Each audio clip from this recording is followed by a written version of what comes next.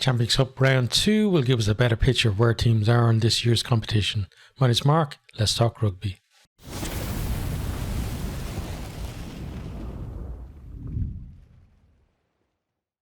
Round 2 of the Champions Cup is going to be a pretty interesting set of fixtures because you've got teams, who are in decent position looking to pretty much qualify for the knockout stages.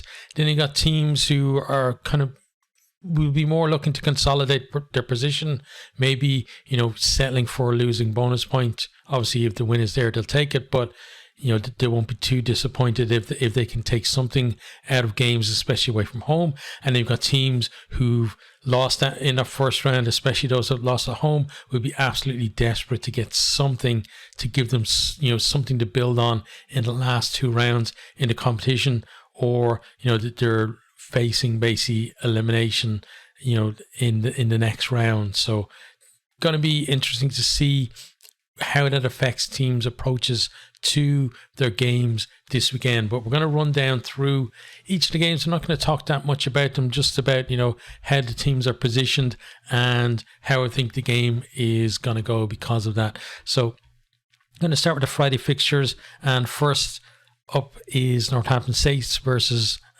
Toulon. So Saints in the first round, they had that really good victory away to Glasgow. That's put them in a really strong position in their pool. Toulon, they lost at home to Exeter, which basically puts them in the opposite position to the Saints. They did get a losing bonus point there, but they've got to pick up more than that, in terms of being guaranteed to go through. It is possible to win one game and pick up bonus points in each of your others and still get through, depending on how other results go. But every team will want their fate in their own hands, which means that Toulon really have to give this one a go. But Saints looked impressive last week. Toulon now travelling away. This is almost make or break for them at this stage, having lost at home in that first round. So it's going to be interesting to see what type of team they pick, whether, they travel strong, because we know sometimes French teams can decide to kind of send, a second team over when things aren't going so well for them in a pool. So let's see how that happens. But instinct says if both pick similar teams to that they picked last week, that Saints should have enough to win this one. But Toulon, they lifted the Challenge Cup last year, so they obviously have ambitions in Europe, and that could actually help them in this one as well. Maybe a losing bonus point, or maybe a chance at a win there. But, as I said, I think Saints are probably the most likely to win. On to the next game then. It's Bayonne versus Warriors. So Bayonne got that great draw against Munster in the first round, go to Thomond Park, for a team that has basically no European history, especially at this level, making their debut in the competition, for that to be your first result in this competition, to go to such a storied venue as Thomond Park and come away with a draw, and almost actually having won the game as well, that's got to really G them up, because last year they were, just completely out of their depth really in the Challenge Cup, not even at this level. In the Challenge Cup, couldn't win a game at all, and now they're in a position where they're against the Warriors, who lost at home to Northampton. Warriors obviously going to be looking for a reply, and I think even though whatever about Bayonne's history in Europe, going away to France is always difficult, and teams like Glasgow kind of struggle with those kind of things.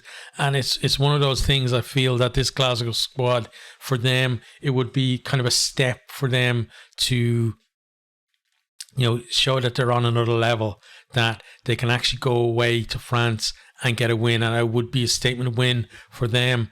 And I believe they're capable of it. I'm not too sure though. Bayonne being G'd up from last week means that they're going to be all out for this as well, because potentially for them a win puts them so close to qualifying for the knockout stages. And but I have a sneaking feeling, so on this one I'm going to back the Warriors. based more on my sneaky feeling than any kind of, statistics or anything like that. I just think that it's about time that the Warriors produce something in Europe at the top level. They got to the final of the Challenge Cup last year, but want to see them performing now at Champions Cup level. So, this really is, two teams who haven't, Bayonne making their debut this season, but Glasgow haven't really performed at this level compared to the way they do domestically. So, I'm going to go for the Warriors in that one.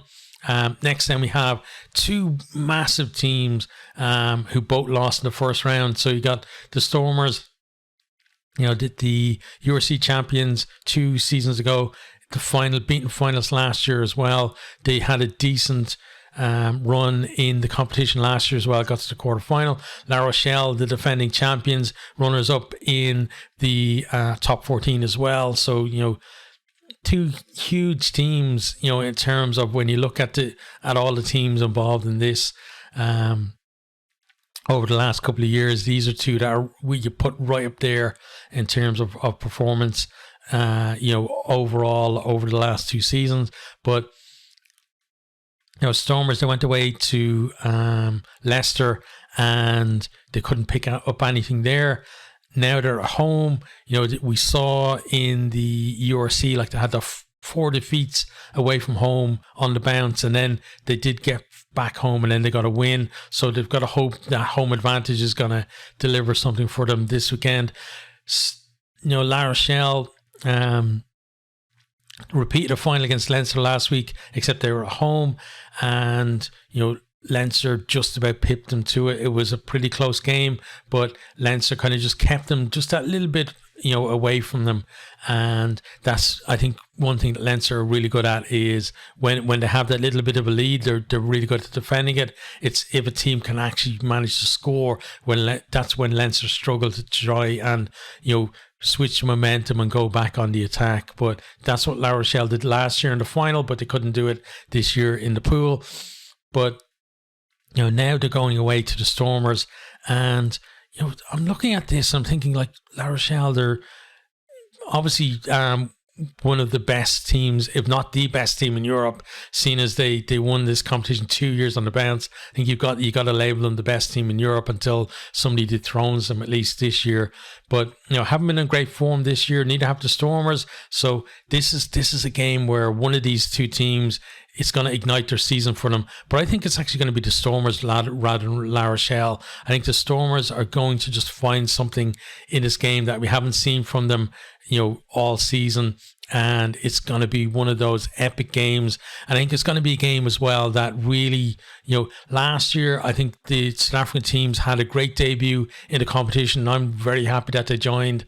But I think this is going to be one of those games that it has the makings of a classic, and it's going to kind of cement that whole idea that the South African teams really do bring something to the competition, and they can compete with the best teams, and they can produce, epic games that people want to watch and we'll be talking about in 10, 20 years time. And I think that this is going to be one of those games where it's probably going to be tight, but Stormers are going to pull it out.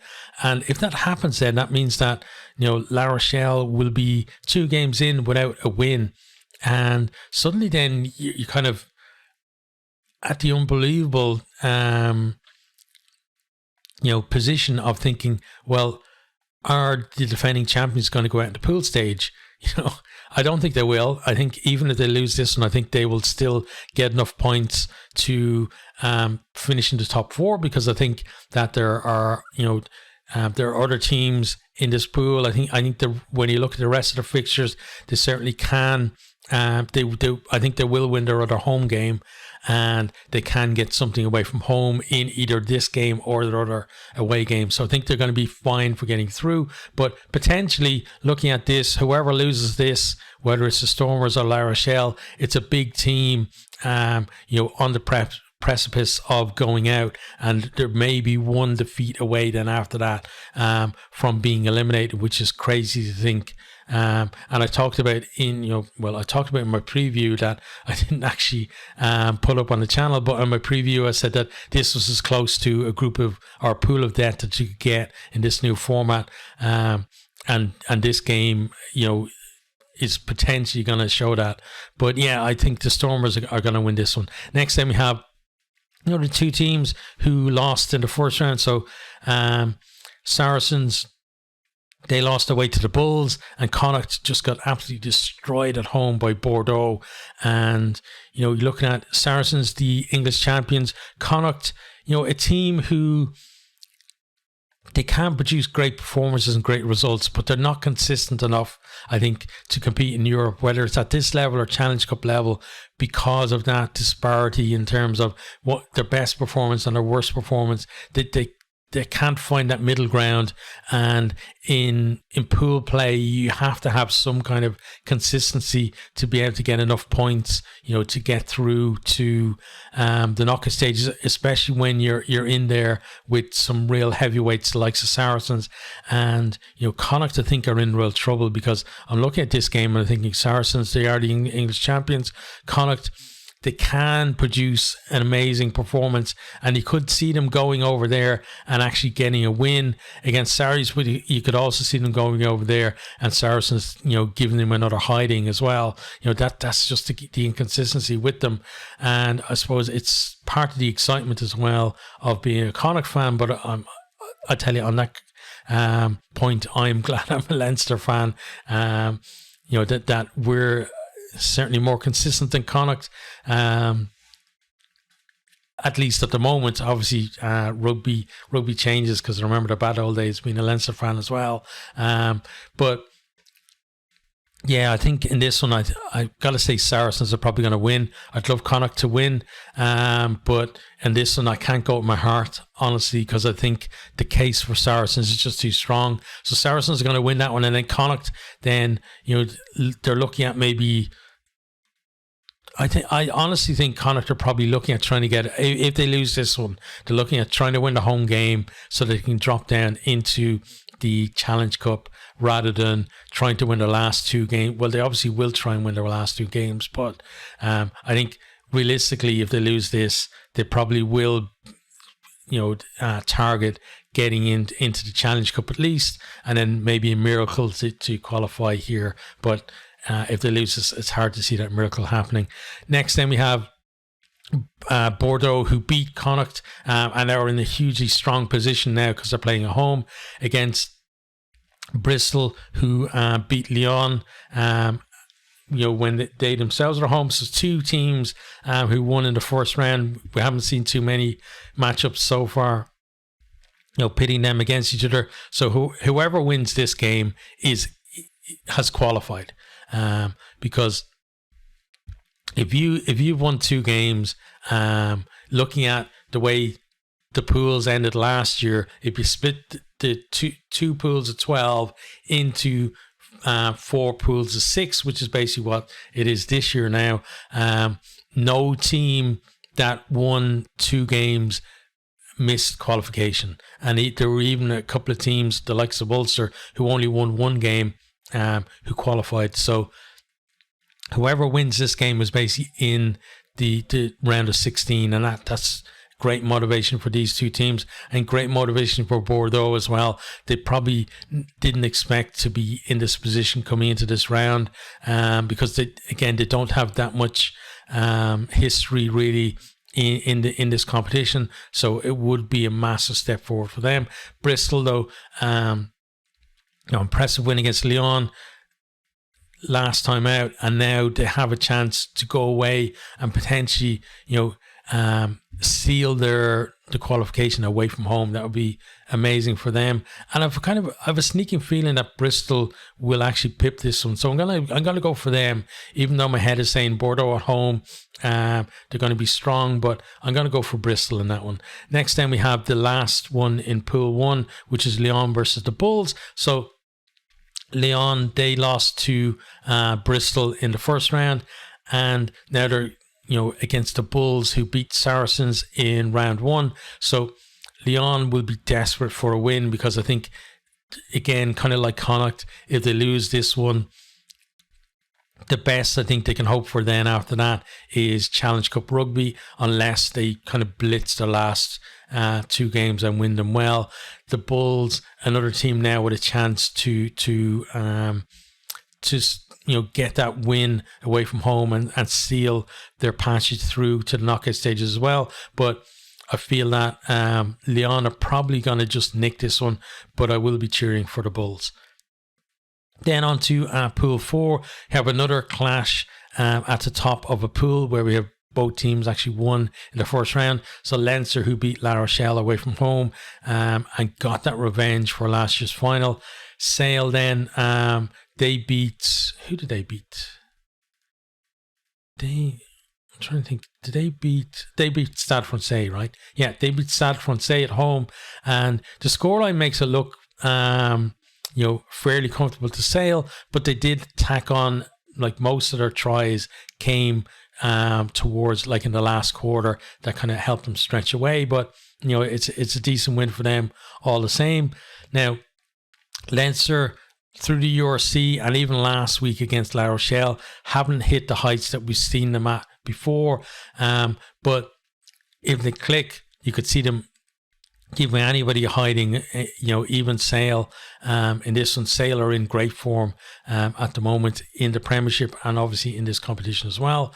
But so anybody going away to Leinster, really, I think the first thing is trying to stick with them and target maybe that losing bonus point. But if you stick with them then, and you're going into the last quarter and it's close, the game is there for potentially for the winning as well for them. So I think it's going to be about Leinster being able to, can they get themselves in front, and can they do that thing that we see them often do, especially in European games, where they score just before halftime and then just after halftime and turn what was a close game into potentially a blowout.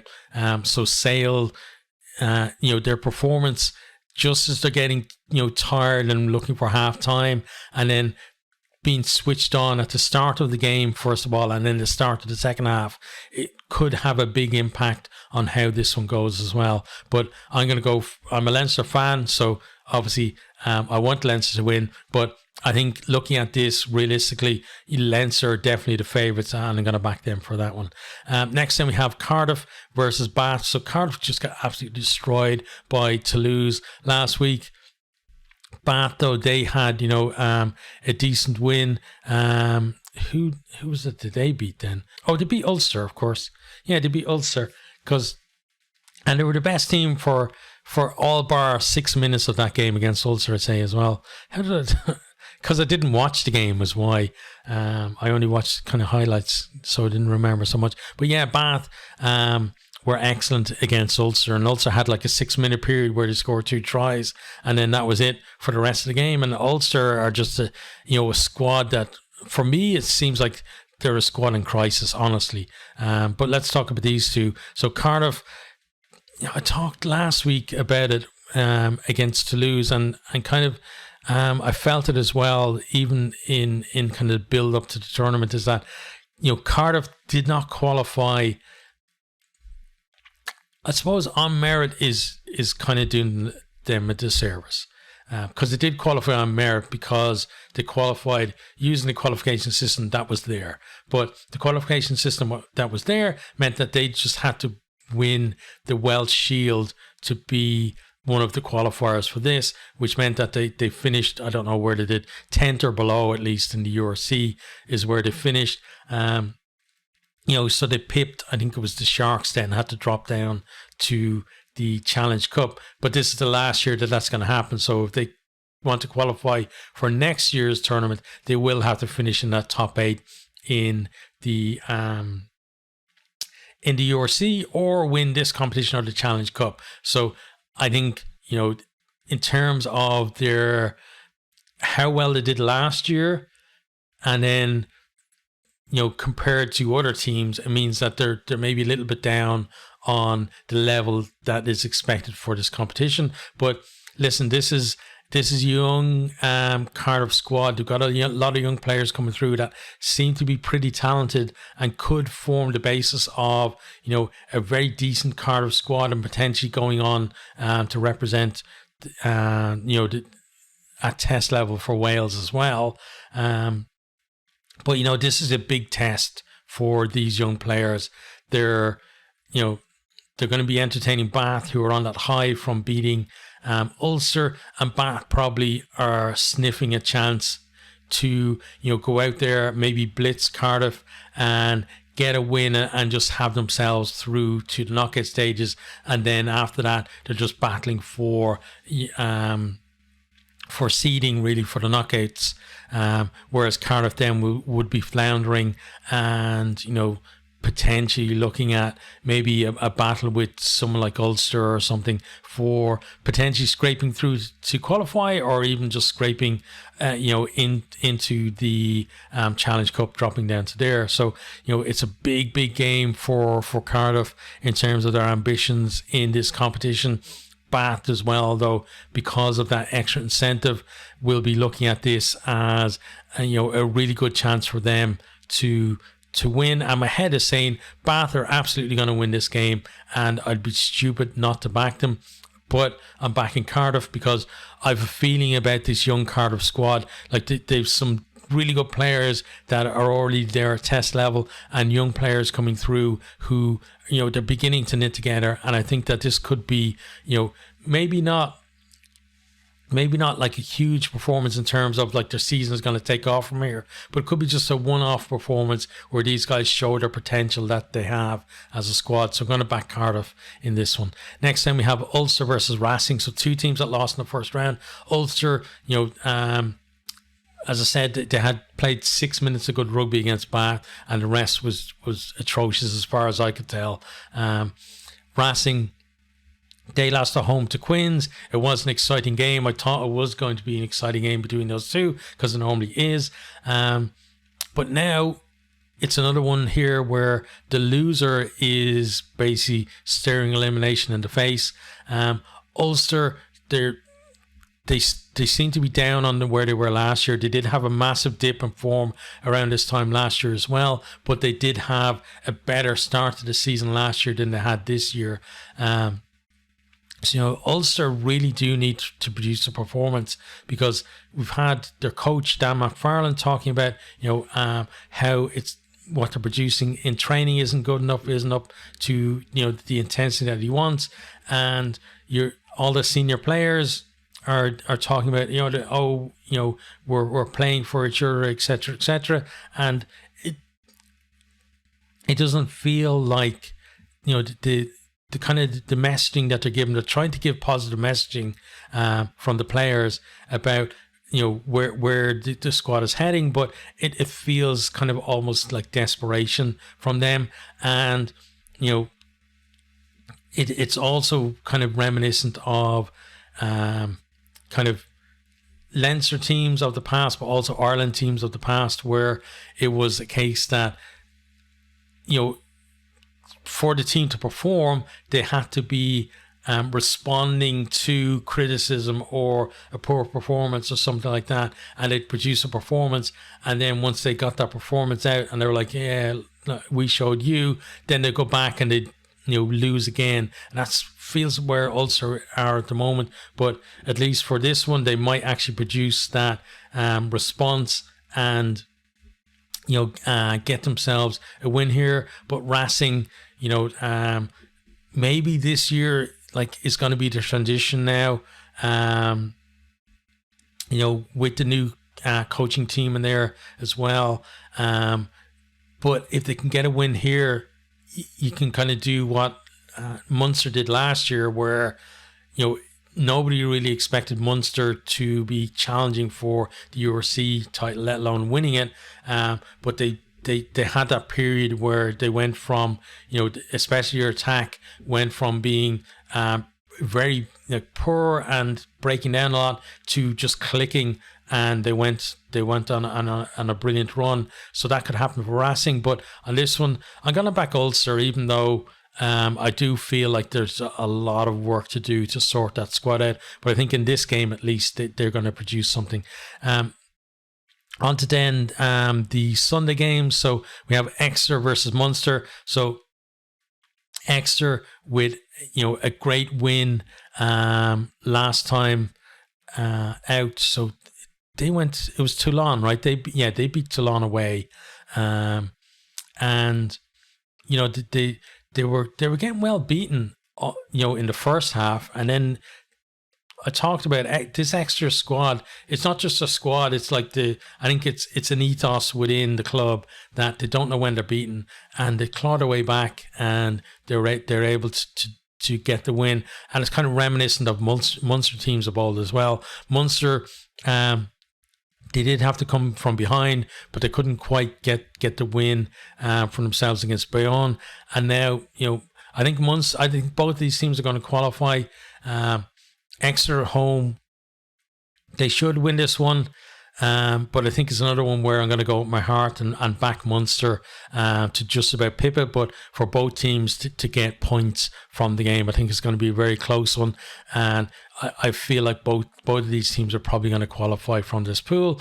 On to next one then, we've got another clash at the top of a pool. You got Quins, who won away to Racing 92, Stade, who destroyed Cardiff over in France, and now these two are clashing here. So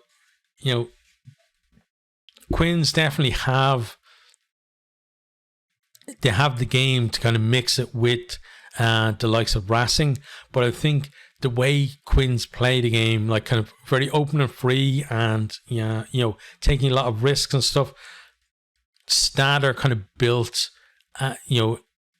as a team that thrives on that. They love turnover ball, and they're better at it than probably any team, at least in this competition. And they're probably the best in terms of turnover ball. I think because of that, we're going to see a few kind of turnover tries for both teams on this, but I think Stade will probably be the better finishers of the two. And given that, I'm going to back Stade to win that one. And then the last game of the round is, I'm going to back Toulouse. Sorry, this is Stade Toulonnais on that one. But the last one is Stade Francais versus Leicester Tigers. So Stade Francais, they lost last time out against Sale Sharks, right? And Leicester beat the Stormers. So Leicester, a decent win for them already. And, they're a team that are kind of synonymous, I think, with the history of this competition. Maybe a little bit more than, maybe not in recent years, but certainly to my memory, a little bit more than maybe a lot of other English teams. And they're a team that if they can just click and move up, I think if they can step up another gear in Europe, they're going to be at that kind of top table again, where they're making semi-finals and finals and potentially winning the trophy as well. So this is going to be, I think, a big test for this squad to see, can they put themselves in a position to get there. Whereas Stade, they've already lost fairly handily away from home in the first round, and now this is kind of a must-win for them. But I think in this one, this is another one where I'm kind of conflicted, because I know Leicester can go there and get the win. I have no doubt about that. But I think Stade are going to produce maybe one decent performance in the pool stages, and I think this is going to be it. I think they're going to beat Leicester, but I expect that Leicester will get something out of the game, whether that is a losing bonus point or 4-try bonus point or wherever. I think that they're going to take something away from it, and they're going to be, after this round, in a fairly comfortable position in the pool, even if they have lost. Okay, so that is the end of our preview for round 2. As always, I'd ask that you share, like, post a comment, because those are hugely important for the algorithm. Otherwise, being a very small channel, if nobody is doing any of those things, even if you're enjoying the video, my video is going to get buried right down the bottom of some massive YouTube black hole or something. So I would appreciate if you would do one or all of those things. It would be, as I said, greatly appreciated. But that's the end of this one. I'm going to try to cover some of the games at the weekend, and whether we can do that or not, there certainly will be a roundup of the entire action of the weekend early next week as well. So thanks for listening to me, and see you guys on the next one.